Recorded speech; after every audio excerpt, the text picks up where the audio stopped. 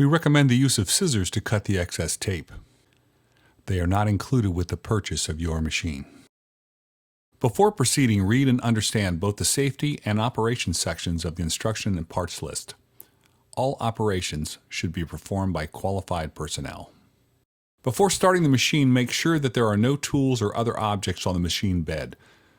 Verify the e-stop push button is not depressed. If so, twist to release. Press the blue reset button on the push button station, noting the blue light comes on. Press the start button to start the machine, noting the belts are turning.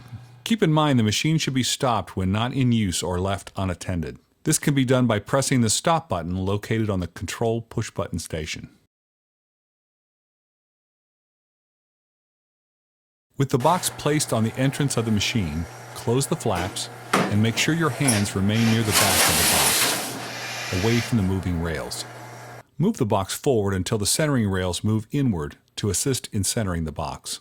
Wait until the yellow lights on the columns are illuminated before attempting to push the box into the machine.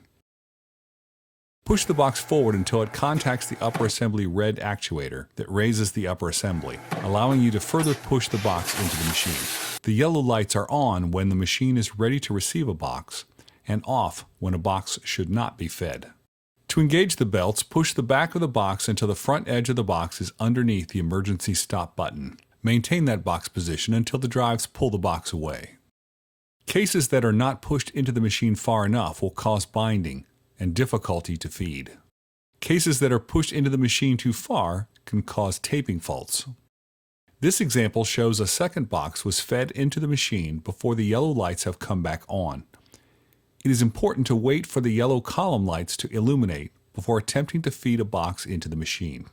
If the boxes are too close, less than 18 inches, this condition can cause a taping error.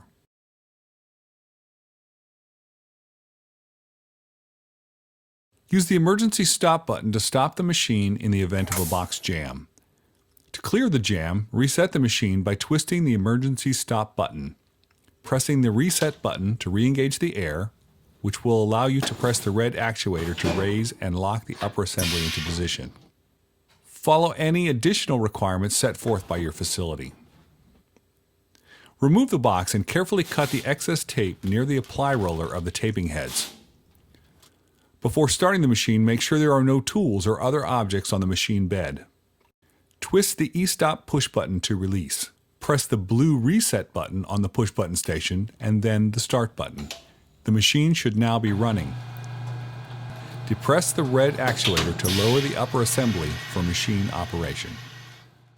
There are 3 ways to change the upper tape roll and rethread tape that we will demonstrate. Caution. Be aware taping heads have a sharp blade and proper body mechanics are required when lifting mechanical devices or tape rolls to avoid injury. At minimum, depress and latch the emergency stop button after the upper assembly is raised and latched before changing the supply roll. Refer to the safety section of the instructions and parts list manual before performing any of the 3 options. Option number 1, removing the upper tape head. Verify the e-stop push button is not depressed. If so, twist to release. Press the reset button to re-engage the air that allows you to press the red actuator to raise and lock the upper assembly. Depress the emergency stop button after the upper assembly is raised and latched. Please follow any additional requirements set forth by your facility. Disconnect the air by locating the coupling behind the taping head. Next, loosen the 2 thumb screws on the retaining plate and slide the plate forward. Holding both rollers apart on the taping head, pull forward on the apply roller and remove by carefully lowering downward. Caution. Be aware the taping head has a sharp blade. To thread the taping head with 3M box sealing tape, unlock the tape roll, then place the tape roll on the tape drum with the adhesive side of the tape facing the front of the taping head as it is pulled from the supply roll. Guide tape around tension wrap roller and then around one-way tension roller. Continue guiding tape in front of the tape adjustment roller, down past the knurled roller, then between the crescent tape guide and the tape support pad. The tape should extend 1/2 inch or 13 millimeters past the apply roller. Use a pair of scissors to cut the excess tape. Do not cut tape against a ply roller, as you may damage the roller. Use caution when lifting the tape head and placing it back into the machine. Hold the tape head by the apply and buffering rollers. Locate and guide the tape head support pins into the slots of the upper assembly. Pull back on the buffering roll to fully engage the pins into the slots. Slide the retaining plate back and tighten the 2 thumb screws. Twist to unlatch the e-stop button.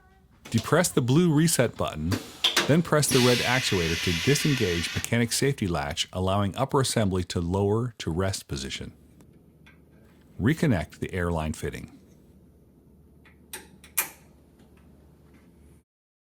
Option number 2. Full tape thread up without removing the taping head. Thread the tape as previously shown.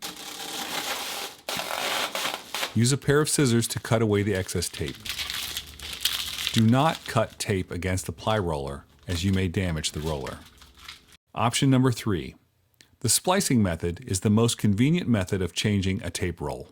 Before removing the old roll, cut the tape close to the roll and lightly fasten to the machine. Load new supply roll and make sure to re-engage the drum lock. Pull tape from the new supply roll and splice to the old roll.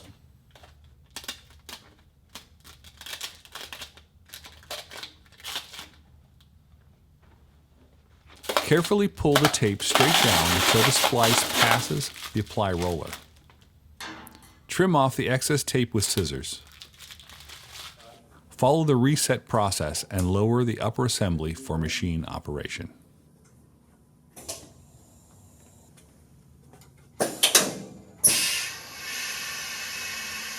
Before removing and changing the supply roll for the lower taping head, you will need to raise the upper assembly by pressing the red actuator located on the front of the upper drive assembly. Once the upper drive assembly has reached the fully raised position, press and hold the safety latch. Then release the red actuator, allowing the upper drive assembly to engage with the latch. Depress to latch the emergency stop button after the upper assembly is raised and latched. Please follow any additional requirements set forth by your facility. To thread the lower taping head, grab both black rollers to pull taping head up and out of the lower cavity and carefully set it on the machine bed. Sufficient airline exists to allow you to place the taping head on the bed for threading. Do not pull the taping head too far out, as this could damage the airline. If replacing the taping head, you will need to disconnect the airline as shown. Thread the taping head by unlocking the drum and placing the roll onto the tape drum with the adhesive side of the tape facing the front of the head as it is pulled from the supply roll. Lock the tape drum to secure the tape roll. Thread tape as previously shown. Reconnect air if needed before reinstalling the tape head.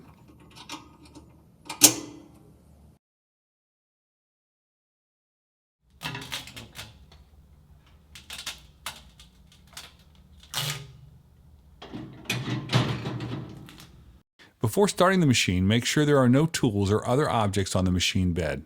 Twist the e-stop push button to release. Press the blue reset button and then the start button.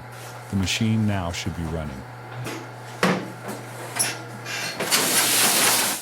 For machines with the tape application monitor option, the beacon light displays color codes to help identify the source of the tape fault. Green for normal operation, purple for a lower tape fault, red for an upper tape fault, blue to indicate boxes were spaced too close, and yellow indicates a low tape condition.